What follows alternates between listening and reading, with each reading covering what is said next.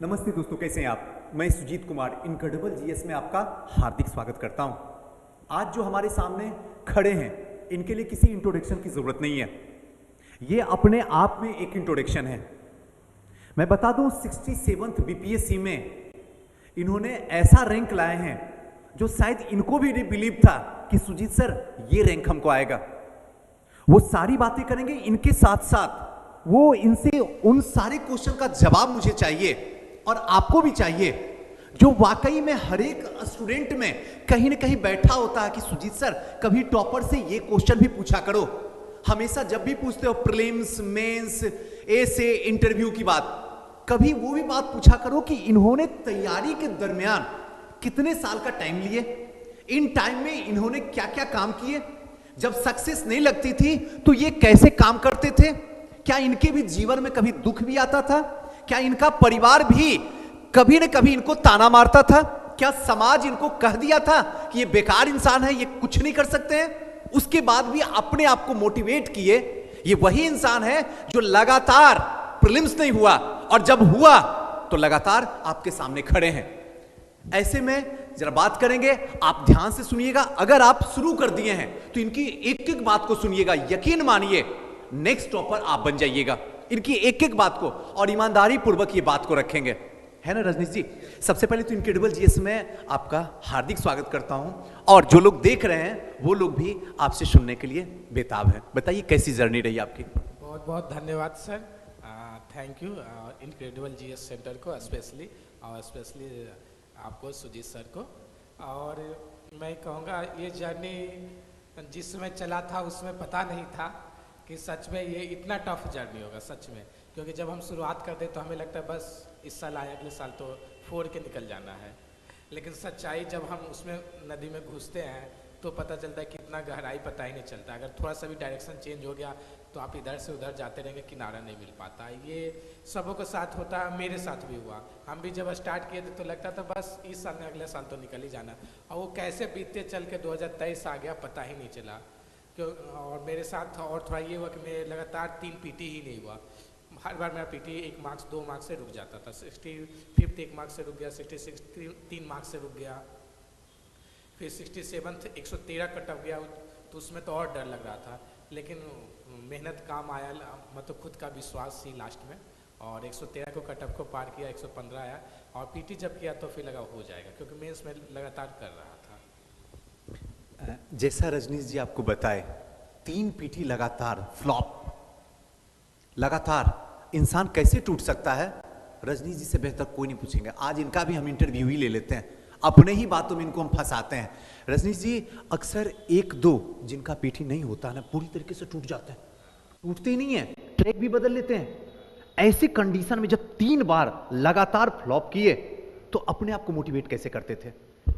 हाँ, ऐसा होता था कि नो डाउट जहाँ भी आप सराउंडिंग में रहते हैं, जब लगातार आपका पीटी फेल होते हैं आप, और अगल बगल का पीटी हो, कितने बहुत लोग पीटी मास्टर भी होते हैं नो डाउट, तो बहुत लोग हो तो फिर आप थोड़ा सा क्या बोलते हैं इन्फीरियर लोग कहते हैं अरे क्या पढ़ रहा है नहीं पढ़ रहा है कोई पता नहीं, पता कम से कम पीटी तो हो जाए। तो एक होता है थोड़ा सा माहौल को आपको सहना पड़ता है, और ये सहना इसलिए एक ऑफिसर का गुण भी मुझे लगता है गुण होना चाहिए, क्योंकि जब आप ऑफिसर बनते हैं तो बहुत सारा पॉलिटिकल प्रेशर आएगा, या बहुत सारे ऐसा मोमेंट आएगा जिसमें आप गलत ना हो तो भी लोग आप पे हो सके चिल्लाएं ये करें, तो उस समय थोड़े से जितना पैसेंस होगा ये एक तरह से ये ज़रूरी भी है, क्योंकि आपको डायरेक्ट ऑफिसर बना दिया जाए तो आप उसके सिस्टम को उतना ना संभाल पाएँ, जब तक आप नहीं कहते हैं रगड़ा ना खाएं, संघर्ष ना झेलें।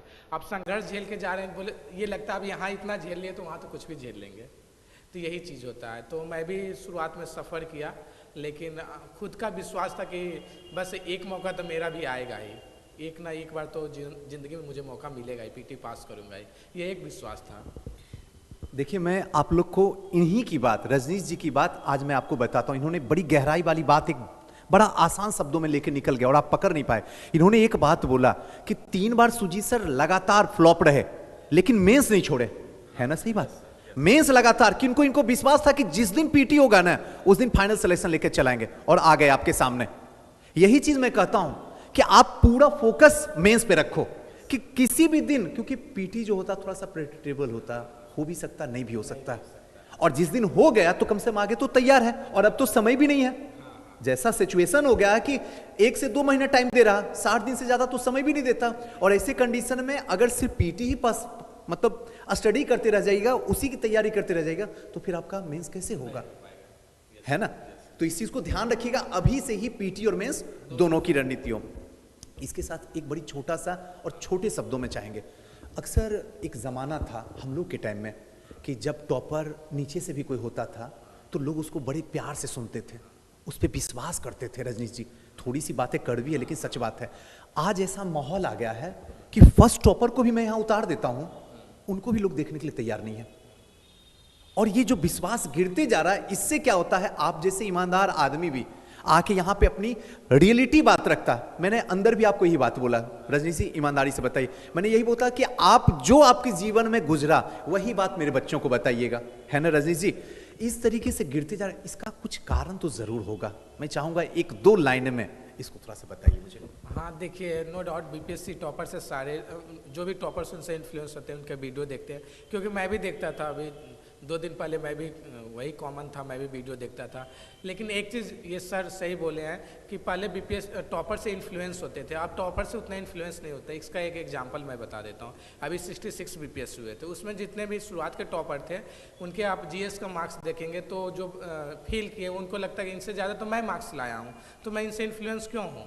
जब आप किसी का कंपेयर करेंगे उनसे प्रेरित तभी होते हैं ना, जब कोई चीज़ में उनमें मेरिट आ गए हो। पता चलता है वो ऑप्शन में 290 ले आए, 270 ले आए, 280, जो कि कहीं कहीं कोई सिस्टम की खामियां कारण किसी एक सब्जेक्ट को बूम कर दिया जाता है, तो इससे कारण इन्फ्लुएंस नहीं होता है। दूसरे बात, आप जिससे कंपेयर करें उसमें लगता है कि सब्जेक्ट बाई कर, आपको बाई द वे पेपर 2 में आप उनसे बहुत ज़्यादा मार्क्स ले आए, तो फिर लगेगा यार ये जो लाए वो इससे ज़्यादा तो हम ही खुद हैं, तो फिर क्यों इन्फ्लुएंस। हाँ, यूपीएससी में जो होते हैं उसमें जो मार्क्स होते हैं उसमें रियली इन्फ्लुएंस होते हैं, क्योंकि उसमें जो भी होते हैं स्केलिंग होती है, किसी एक सब्जेक्ट को ज़्यादा बूम नहीं कराया जाता, इसका बहुत बड़ा रोल है मुझे जहाँ तक लगता है। बड़ी अच्छी सी बात बोले, और इनको कहते हैं अधिकारी वाला जवाब देना। कितना प्यार से निकले बोल के। मैंने क्वेश्चन कुछ और पूछा और कैसे बांधा जाता है सामान, इनसे सीख लीजिए। कितना प्यार से बोले कि हम ऐसा बात ही रख देंगे सुजीत सर कि हमको कोई बोल भी नहीं सकता। मैंने कुछ और पूछा और आराम से पतली गली से निकल गए रजनी जी। लेकिन कोई बात नहीं, रजनी जी जो बोले ईमानदारी से बोले। एक बात और, जो सबसे बड़ा यच क्वेश्चन आज के डेट में मार्केट में है, पढ़ा कितने घंटे जाए। टॉपर से भी दिमाग लोगों का खराब हो चुका है। कोई टॉपर आता बोलता 15 घंटा पढ़ लो, कोई आता है 20 घंटा, कोई तो इतना महान भाव होता 27 घंटा बोलता। पता नहीं 24 घंटा को 27 घंटे में कैसे कन्वर्ट कर लेता। कोई तो आता है कि मैंने पिछले 4 साल से 18 घंटा पढ़ रहा हूं या पढ़ रही हूं। रियल में एक आइडियल टाइम आपसे सुनना चाहेगा सारा बच्चा, एक आइडियल टाइम कंटिन्यूटी के साथ कितने घंटा पढ़ना चाहिए। आप कितना घंटा पढ़ते थे? देखिए, इसका मैं एक रियल एग्जांपल बताता हूँ। मेरे एक दोस्त है विक्की, जो कि अभी भी दिल्ली में तैयारी कर रहे हैं, और एक विश्वजीत है जुडिशरी का मेंस भी लिख रहे हैं। तो ऐसे ही हम लोग में बात होती थी कि यार कितने घंटे टॉपर्स पढ़ते हैं, तो कोई कहता है यार 16 घंटा तो पढ़ता ही होगा। तो मेरा दोस्त विक्की ने बोला ठीक है, आज से मैं टाइमर लगाता हूँ, तुम 12 घंटा पढ़ के दिखा दो तो मैं जानता हूँ। मैं टाइमर से लेकिन पढ़ के दो। जब टाइमर से पढ़ा तो पता चला 7 से 8 घंटा नहीं हो पाता है। सच्चाई यही है कि 7 से 8 घंटा से एक्चुअल टाइमर से उससे ज़्यादा नहीं हो पाता है, क्योंकि आपको थोड़ा बहुत और सारे वर्क होते हैं, थोड़ा बहुत एक आध दो क्लास भी हो जाता है या न्यूज़पेपर पढ़ते के साथ, मतलब 8 घंटे की नींद भी होती है जो कि ज़रूरी है। अदरवाइज एक दिन आप पढ़ लिया 18 घंटा, फिर अगला दिन आप 4 घंटा, तो फिर तो बराबर ही हो गया ना। एवरेज लीजिएगा तो सप्ताह में मुझे लगता है सर 7 से 8 बहुत है अगर इतना पढ़ लेते हैं, क्योंकि मैं भी सर एक एवरेज इतना ही करता था सर। सुन लिए ना, आपके सामने टॉपर खड़े हैं और ये ईमानदारी के साथ सारी बातें बता रहे हैं, 7 से 8 घंटा। और मुझे ऐसा लगता है रजनीश जी, जो लोग टाइम टेबल बनाते हैं 10 घंटा 12 घंटा का, उनका इसी की वजह से फ्लॉप हो जाता है, क्योंकि एवरेज 7 से 8 घंटा है, उनका टाइम टेबल 10-12 घंटे का बनता है। 12 घंटा तो मिनिमम, मैक्सिमम तो पता नहीं 17 घंटा भी बना देते हैं। तो ध्यान रखिएगा, जब भी आप टाइम टेबल बनाइएगा तो 7 से 8 घंटे का बना जाए। मैं सही हूं ना? और आपके सामने जो टॉपर खड़े हैं रजनीश जी, ये भी 7 से 8 घंटे ही पढ़ पाए हैं और यहां तक पहुंच गए हैं। अगर इनसे ज्यादा आप पढ़ रहे हैं तो बाकी आपके साथ जो होगा वो आप देखिएगा। अब नेक्स्ट क्वेश्चन बड़ा यच वाला है, ये भी क्वेश्चन एनसीईआरटी हर जगह और बदलते पैटर्न के अकॉर्डिंग। हम ये नहीं पूछेंगे पीटी में कौन सा बुक पढ़ा जाए, लेकिन इतना तो कंफर्म कि एनसीईआरटी का कितना वेटेज है। अगर बच्चे को आप बोलिए तो सुजीत सर एनसीईआरटी पढ़ने का मन नहीं करता, बड़ा बोर लगता है। मैं आज आपके मुंह से सुनना चाहता हूं कि एनसीईआरटी वाकई में कितना बड़ा रामबाण है, चाहे वो प्रीलिम्स के लिए हो, आंसर राइटिंग के लिए हो, मेंस के लिए हो या ऐसे के लिए। मैं आपसे सुनना चाहूँगा। हाँ देखिए, नो डाउट जब आप शुरुआत करते हैं तो किससे स्टार्ट कीजिएगा। कोई भी आप स्टैंडर्ड बुक से स्टार्ट नहीं कर सकते क्योंकि वो समझ ही नहीं आएगा आपको, ठीक है। और एनसीईआरटी इसलिए कहा जाता है ना क्योंकि आप यहाँ आए तो एटलीस्ट ग्रेजुएशन तो पास करके ही आए हैं ना, तो एनसीईआरटी को आप पढ़ के ही आए हैं। 6, 7, 8, 9 पास किए, 10th पास किए, 12, तो इसीलिए एनसीईआरटी कहा जाता है कि आपने जो पहले से पढ़ा है उसको एक बार रिवाइज कर लें। और उसको रिवाइज करने का सबसे बेस्ट तरीका है ना एटलीस्ट 9, 10 का बुक एटलीस्ट, अगर 6, 7 ना भी पढ़ पाएँ तो 9, 10 का और किसी में हिस्ट्री में 11, 12 का भी, ठीक है। उसको कम से कम ना आप शॉर्ट नोट्स बना लें ताकि एग्जाम के समय जल्दी से आप उसको कवर कर सकें। एनसीईआरटी को नो डाउट इग्नोर नहीं कर सकते, उसको तो एक बेस बनाना ही पड़ेगा। हाँ, लेकिन उसी पे पूरा समय दे दें, ये सच्चाई, क्योंकि आपको फिर आगे भी पढ़ना है, पेपर भी पढ़ना है, पेपर से कनेक्ट भी करना है, करेंट भी पढ़ना है, डेली न्यूज़पेपर। तो आप सिर्फ एनसीईआरटी रखना है, उसके अलावा स्टैंडर्ड बुक और पेपर को तो आप नहीं छोड़ सकते हैं। बड़ी अच्छी बात बताए रजनीश जी कि पेपर आप नहीं छोड़ सकते हैं और इनको पेपर में ही घेर लेते हैं। हमने आपको बोल दिया ना कि आज इनका फिर से इंटरव्यू ले रहे हैं, ये जो बात बोलेंगे उसी में इनको घेरेंगे। पेपर, जो बात मैंने आपको एनसीईआरटी में बताया कि बच्चों के, क्योंकि रात दिन बच्चों को मैं पढ़ा रहा हूँ तो मैं तो देख ही रहा हूँ ड्रामा, कहीं ना कहीं न्यूज़ पेपर भी नहीं पढ़ते हैं। उनको लगता है क्या एक चुटका टाइप का कोई मैगजीन उठाएंगे मार्केट से, लेके चले आएंगे, उसको रट लेंगे, मामला बन जाएगा। मामला बन नहीं रहा। अगर रियल में देखिए, खास करके पटना में देखिए, तो हर एक जो भी एस्पिरेंट से बीपीएससी का या किसी भी एग्जाम का है, कम से कम 2 से 3 करंट अफेयर का बुक पढ़ता है, फिर भी उसका करंट सही नहीं होता और फिर भी वो करंट नहीं हो पाता। क्योंकि आप भी जानते हैं, हम भी जानते हैं कि जो मैगजीन में है वो न्यूज़पेपर से कट के आया है। मानते हैं इस बात को? आखिर बच्चे न्यूज़पेपर कैसे पढ़ें, कैसे उसका इंटरेस्ट ला सकते हैं? आप कैसे पढ़ते थे, थोड़ा सा चर्चा कीजिए। देखिए सर, जो आप न्यूज़पेपर पढ़ें तो उसको पढ़ने का 2 तरीका होता है, जैसे मैं करता था कि उसको सिर्फ प्रीलिम्स बेस पे ना पढ़ें, प्रीलिम्स कम मेंस।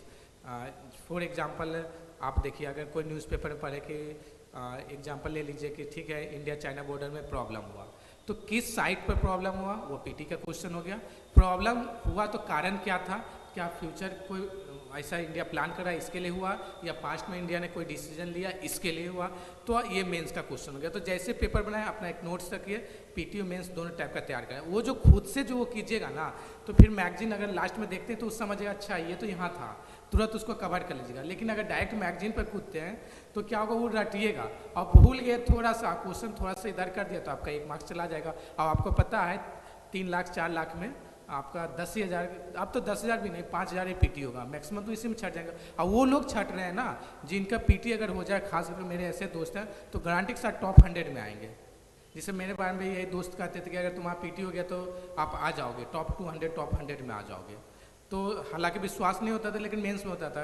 यही होता है पीटी, अगर इसीलिए पीटी का मेंस एक साथ न्यूज़पेपर को कीजिए और डेली बेसिस पर। ये जो स्पीडी आता है ना और एडिटोरिया आता है, वो पहले काम करता था, लेकिन हम मुझे नहीं लगता आप 69 से काम करेगा। आप 69 का पेपर देखिए, ये जो स्पीडी 1 साल वाला बुकलेट 2 दिन रटिएगा, तीसरा दिन भूल जाएगा। बेटर होगा आप पेपर से तैयार कीजिए तो आपको सबसे बेस्ट होगा, वहाँ याद रहेगा। थोड़ा सा टफ भी क्वेश्चन पूछेगा, आप गेस कर मारिएगा, वो ज़्यादा सही होगा।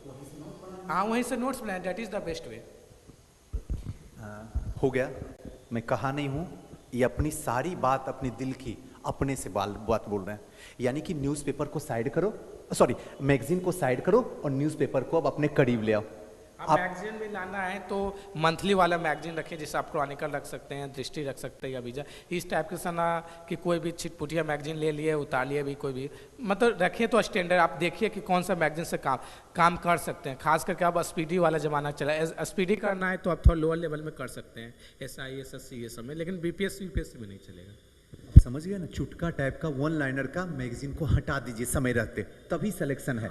जब तक डीपली ना पढ़िएगा, कॉन्सेप्चुअल नहीं पढ़िएगा, सिलेक्शन नहीं होगा, है ना? सही है सर। एक क्वेश्चन और, यस सर। जो हमारे बच्चे बर्बादी के दहलीज पे जा रहे हैं, आने वाला युवा भी फिर बर्बाद होगा। हम सोशल मीडिया की बात नहीं कर रहे हैं। मुझे नहीं लगता कि सोशल मीडिया ज़्यादा टाइम लेता, मुझे ये भी नहीं लगता है कि फेसबुक ज़्यादा टाइम लेता, मुझे ये भी नहीं लगता कि यूट्यूब ज़्यादा टाइम लेता, और ना इंस्टाग्राम ज़्यादा टाइम लेता। आज के डेट में सबसे बड़ा जो टाइम ले रहा रील्स। हमको पता है 100%, आप बोलिए ना बोलिए, आप भी उसमें फंसे ही होंगे, है कि नहीं? वो 1 मिनट का इधर सर हिलाना और दिमाग हिलाना और पूरे बच्चों का दिमाग हिला के कैरियर हिला के रख देता है। और देखते देखते अभी तुरंत तो सुजीत सर बैठे थे, 1 घंटा निकल जाता था। इस रील से हमारा बच्चा कैसे बचे, आप कैसे बचते थे, इस पे थोड़ा सा मुझे चर्चा कीजिए। हाँ, मैं अपना एक सच्चाई बताता हूँ, जो मेरे दोस्त जानते होंगे, जो भी वीडियो देखेंगे, रील्स मेरे साथ भी होता था। जैसे कुछ पढ़ लिया यार, थोड़ा सा देख लेते हैं, एक बार स्टार्ट किया, हाँ, आर्टिफिशियल इंटेलिजेंस भी ऐसा प्रकार, जिस प्रकार का आप देखेंगे उसी प्रकार का रील्स आएंगे। अगर एकेडमिक देख रहे हैं तो एकेडमिक, अगर क्रिकेट का देख रहे हैं तो क्रिकेट टाइप का, या इंटरटेनमेंट का देख रहे हैं तो इंटरटेनमेंट टाइप का। तो उसमें टाइम कैसे पता चलता है, पता ही नहीं चलता कैसे बीत जाता है। तो इसका एक बार मुझे अपने आप पे मतलब थोड़ा सा बहुत गुस्सा आया था खुद पे कि यार इतना टाइम कैसे बर्बाद हो जा रहा है थोड़ा सा। तो एक बार मैं ऐसे प्रण लिया था मैं खुद के लिए कि आज से 10 दिन तक मैं मोबाइल छूऊंगा ही नहीं। और मैंने क्या किया था, मोबाइल ऑफ कर दिया, तो वाईफाई से दूसरा चीज़ से, जिससे ऑनलाइन काम कर सकता था। और एक दोस्त को जाके, अभी भी उनका नाम है रवि जी, उनको जाके मैंने दे दिया था गांधी बिहार में कि मोबाइल आज से आप रखिए, अब जब तक एग्ज़ाम नहीं नज़दीक आएगा। और सच बताइए, वो करने का पहला पीटी मेरा उसी से हुआ था, फर्स्ट पीटी मेरे लाइफ का उसी से हुआ। ये मैं किया था, मैं सोचा ऐसे भी नहीं हो रहा है, एक बार करके देखता हूँ। और सच में बहुत टाइम सेव हो गया था। फिर लगता था अब क्या करना, तो ये भी हो गया कंप्लीट, अब क्या करें। तो पता चला था मोबाइल कितना टाइम कंज्यूम कर लेता, स्पेशली रील्स। सीधा सा मतलब है कि अगर आपको सिलेक्शन लेना है तो रील से बाहर निकल जाइए। हाँ। रील में मत रहिए। और रवि जी देख रहे होंगे वीडियो, तो देख लीजिए आपके मित्र की हरकत, मोबाइल लौटाए हैं कि नहीं, वही बोलना चाह रहे हैं कि मोबाइल मेरा दे दीजिए जो दिए हैं, है कि नहीं। ऐसे रवि जी मजाक कर रहे थे। एक लास्ट आज का क्वेश्चन जो सबसे बड़ा है, बच्चे घर से चलते हैं कि सर, माँ बाप, कि मैं बीपीएससी का तैयारी करूंगा। आज आपको देखे होंगे कई लोग मोटिवेट हो जाएंगे, एकदम उखाड़ेंगे सुजीत सर, फोड़ेंगे। और आप नहीं बोले कि देखने में आसान लगता है, जब अंदर आता है तो गहराई पता ही नहीं चलता कि अंत कहाँ है। स्टार्टिंग दिखता है, एंडिंग पॉइंट तो दिखता भी नहीं है। उसमें जैसे जैसे अंदर चलते जाते हैं वैसे वैसे गहराई बढ़ती चली जाती है। आते ही ये सोच के कि एकदम पहले ही अटेम्प्ट में निकाल देना। जैसे ही पहला अटेम्प्ट नहीं होता है, दूसरा अटेम्प्ट नहीं होता, जैसे आपके साथ हो रहा था, उसके बाद वो ट्रैक बदल लेते हैं कि भाई किसी भी तरीके से एक जॉब मिलना जरूरी है। इस पे आपका क्या विचार, क्या आपके जीवन में भी कभी ऐसा आया था कि नहीं जॉब लेना एकदम जरूरी है? इस पे आप क्या कहना चाहेंगे? देखिए, ये 2 प्रकार के सिचुएशन पर निर्भर करता है। पहला कि आपकी कंडीशन कैसा, अगर जैसे आप थोड़ा सा लेट एज में आए हैं, ठीक है, तो आप ज़्यादा मतलब इस पर भी टाइम करें उस पर भी टाइम करें तो नहीं कर सकते। आपको कम समय है तो आप पूरा फोकस करके आपको काम करना पड़ेगा।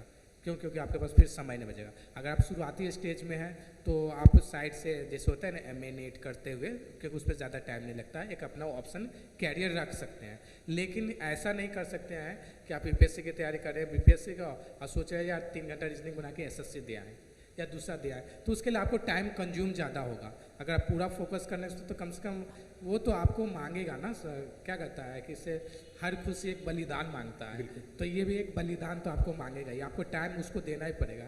जिस तरह से कहते हैं ना कि आप मोहब्बत को भी टाइम नहीं दीजिएगा तो वो भी छोड़ के चला जाएगा, तो ये तो जीवन का मोहब्बत है, तो इसको टाइम तो ये मांगेगा, और एक पे मांगेगा। आप 3-4 पर टाइम दीजिएगा तो कोई भी आपका नहीं होगा।